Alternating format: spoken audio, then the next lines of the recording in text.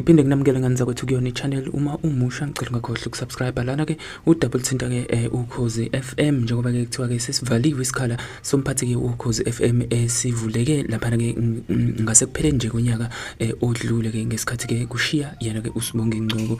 Yize ke iSABC ingakasenzi isimemezelo kodwa ke lapha ke abaphephandaba ahlukahlukene ke sebekwazile uqinisekisa ukuthi ke uLwazi Mthabela nguye ke usengumphathi ke omusha webhizinisi lapha ke okuyindlela ke okubizwa ngayo uhlobo ke lomsebenzi ke kwa SABC.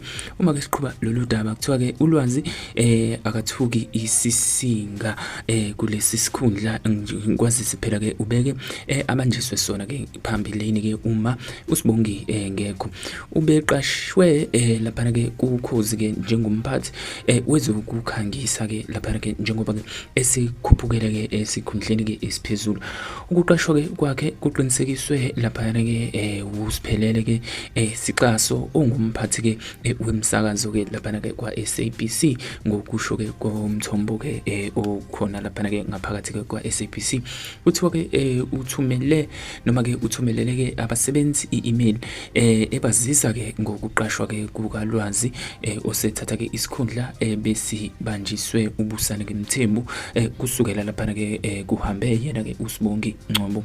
Imizamo ke lapha ke yakuthola ke abakhona ke kwa SABC ize ingaphumelelanga njengoba ke sikufundela ke la elinye lamaphephandaba ke elihamba phambili ke abathi ke cha akekho ke oye watholakala ke mayelana ke nokuthi engakwazi ukuxhumana noma ke engakwazi ke ukuthi ke agcizelele ke ekuthenini ke ngempela nguye ke umphathi lo. Kodwa ke i-email ethiwa ke iye yathunyelelwa ke abasebenzi iyo enika ubufakazi balokhu.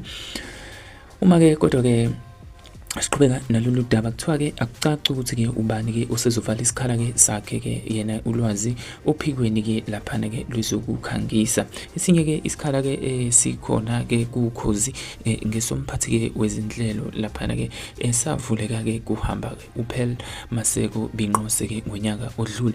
Njengamanje ke sibanjwe uMandla Mdletshe okwekhasi ke lakhe ke kwi-LinkedIn. uLwazi ke uphuthule ke umatric ngonyaka ke ka2001 uneziqu ke lapha ke ze-business administration and management ke azithola ke ekhona ke e-DUT nezinye nje i-certificate ke ngokwehluka kwazo. Uke wasebenza lapha ke kwi-Avusa Media, Lexus Nexus South African Breweries nakulona ke iGagasi FM lapha kuKhozi FM ufike ke ngonyaka ke ka2021. Ngivala kanjalo ke nganza kwethuma umusha ngicela ungakhohlwa ukusubscribe uphinde ke ulike le video. Don't forget to comment on the section down below. Danko.